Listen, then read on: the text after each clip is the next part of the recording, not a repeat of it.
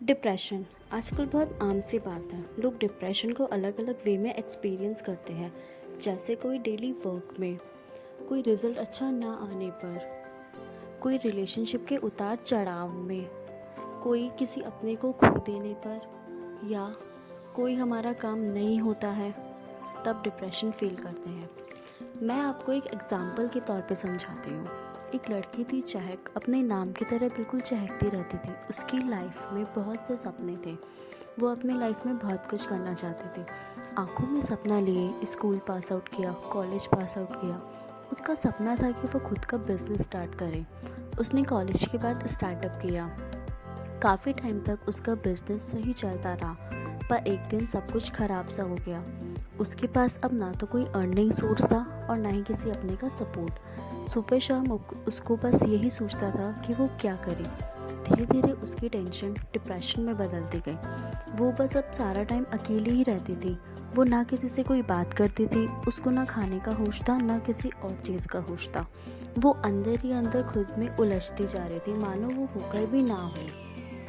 Hello friends, मैं श्रेया योगा हॉलिस्ट के self help YouTube channel में आपका स्वागत करती हूँ।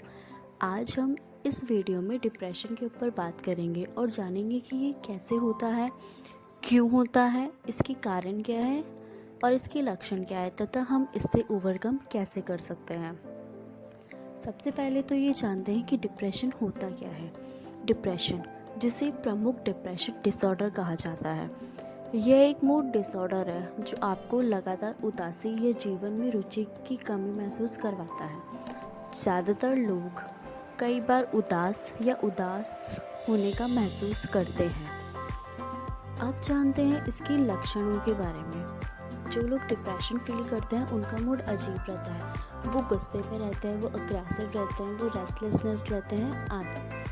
वो लोग बहुत ही इमोशनल रहते हैं। उनको लगता है कि सब कुछ ख़त्म हो गया है। वो खालीपन, उदास और आशाहीन रहते हैं। उनका बिहेवियर अचानक बदल जाता है। उनको किसी चीज़ में कोई इंटरेस्ट नहीं रहता। वो जल्दी थक जाते हैं। खुद की पसंद की चीज़ ही वो फिर नापसंद करने लगते हैं। वो लोग सुसाइड करने का सोचते हैं। ड्रग्स, अल्कोहल, इन सब चीज़ों का यूज़ करने लगते हैं। उनकी नींद में भी बाधा आती है। इंसोम्निया का शिकार हो जाता है वो इंसान। फिजिकली भी अनफिट रहता है। कभी हेडेक, कभी पेन, कभी डाइजेस्टिव प्रॉब्लम से पीड़ित रहता है। अब जानते हैं इसके कारणों के बारे में। तो सबसे पहला है फैमिली हिस्ट्री। अगर आपकी फैमिली में किसी को ये डिसऑर्डर है तो जाहिर सी बात है आपको भी ये डिसऑर्डर होने के चांसेस है, क्योंकि साइंस कहती है जेनेटिक प्रॉब्लम वापस आती है। अगर आप बचपन में किसी ट्रॉमा से गुजरे हैं, अगर आपको बचपन में किसी चीज़ का सदमा लगा है, तो वो सदमा भी इस डिसऑर्डर होने का चांसेस है। अगर आपको कोई मेडिकल कंडीशन है, जैसे कोई बीमारी है कि आपको कोई क्रोनिक इलनेस है या इंसोम्निया या कोई भी मेडिकल प्रॉब्लम है, तो आपको डिप्रेशन होने के चांसेस होते हैं। अगर आप ड्रग और अल्कोहल का ज़्यादा यूज़ करते हैं तो आपको डिप्रेशन होने के चांसेस हैं। किसी चीज़ के बारे में काफ़ी हद तक सोच कर स्ट्रेस में रहना भी डिप्रेशन का कारण है। अब बात करते हैं हम इससे ओवरकम कैसे कर सकते हैं। हमें अपने प्रेजेंट में रहना चाहिए। नो मैटर व्हाट पास्ट कैसा था, हमारे पास्ट में क्या हुआ, हमें बस हमारे प्रेजेंट पे फोकस करना चाहिए। हमें बस हमारे प्रेजेंट में रहना चाहिए।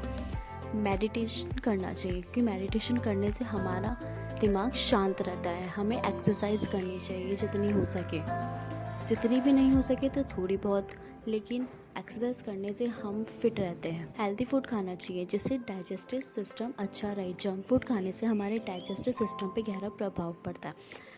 अच्छी नींद लेनी चाहिए। दिन के 7-8 घंटे हमें सोना चाहिए ताकि हम फ्रेश फील करें। उन लोगों के साथ ज़्यादा समय बिताना चाहिए जो आपको सपोर्ट करे, आपका साथ देना, कि उन लोगों के साथ जो आपको हमेशा नीचा दिखाने की कोशिश में लगे रहते हैं। खुद को सेल्फ एनालाइज करना चाहिए। खुद के साथ ज़्यादा से ज़्यादा समय बिताना चाहिए। म्यूज़िक, मूवी, गेम आदि खेलना चाहिए जिसमें आपको ज़्यादा इंटरेस्ट हो। डिप्रेशन एक बहुत गंभीर बीमारी है, उसको नज़रअंदाज करने पर जान पे आ सकती है। डिप्रेशन के बारे में बात करने में कोई बुराई नहीं है। अगर आपको किसी लक्षण के बारे में महसूस हो तो आप तुरंत अपने डॉक्टर से संपर्क कर सकते हैं। अगर आप चाहते हैं कि मैं इसी तरह के सेल्फ हेल्प वीडियोस आप तक लेके आऊँ तो इस चैनल को लाइक, शेयर एंड सब्सक्राइब ज़रूर कीजिएगा। और दोस्तों, मैं तहे दिल से माफ़ी चाहती हूँ कि लास्ट वीक आप तक वीडियो नहीं ला पाई क्योंकि मेरी तबीयत कुछ ठीक नहीं थी। बट मैं आपसे ये प्रॉमिस करती हूँ कि नेक्स्ट टाइम हर वीक मंडे 9 PM आप तक वीडियो ज़रूर आएगी। Thank you so much.